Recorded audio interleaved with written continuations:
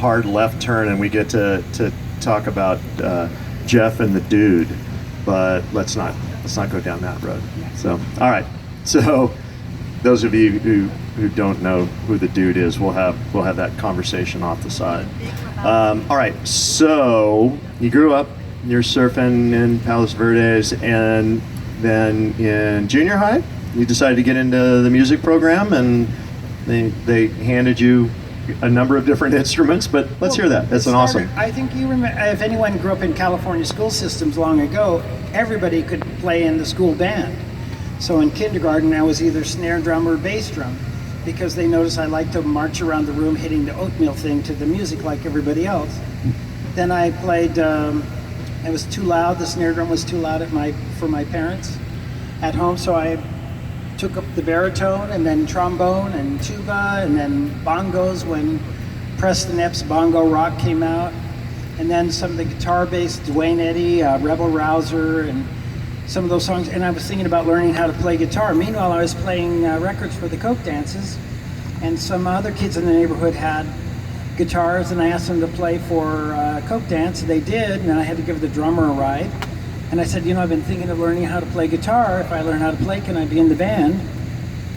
And the drummer said, no, we've got 2 guitar players, but we don't have a bass guitar player. If you learn how to play bass guitar, we can use you. And I'd never heard of a bass guitar. In the 1950s, they had just invented the bass guitar. That's a stand-up bass. And all records, the Elvis records, all Big Bopper, all those records were made with that.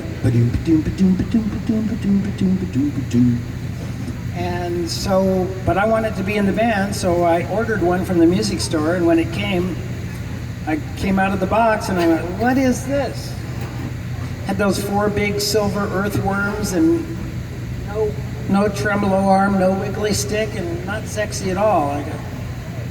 But I put it on my shoulder, and the band was playing at the Torrance Armory.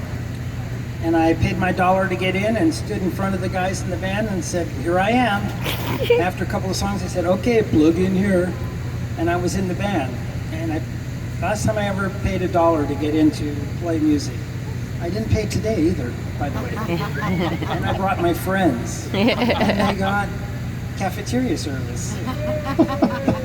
So we went and recorded a song that was instrumental with a little lick from a song called Hot Rod Lincoln, about a Lincoln chasing a Rambler or something over the grapevine, and it had a guitar lick, and our other guitar player incorporated it into a song called Mr. Moto, and the group was called the Bel-Airs, and that became a good radio play in Southern California. So the parents got involved, and the band sort of split in half, and our half worked as the Bel-Airs for about 6 months until we came up with the name The Challengers.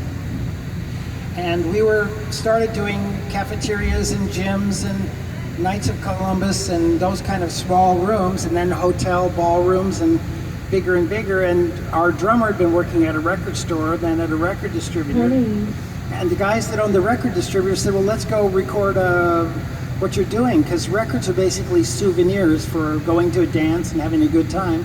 You want to come home with a souvenir like a Cupid doll from the fair. Who's got souvenirs today? You've got goodie bags, and you're taking things home from today, right? Even if it is just your wristband or your all-access pass. So we put it out. We went in 3.5 hours, just recorded a dance set.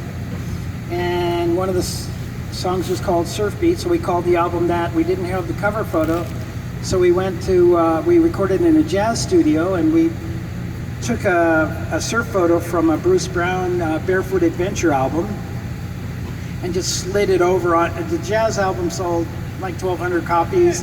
Later it sold up to maybe 10,000, but we did an orange cover, and it sold 200,000 copies in 2 months.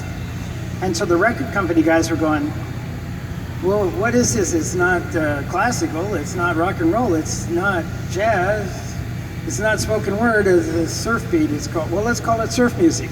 And so that's where the term came from, and it stuck. And it sold so well that within a year, I think there were 30-some albums that had surf in the title, because everybody wanted to capitalize on what we were doing.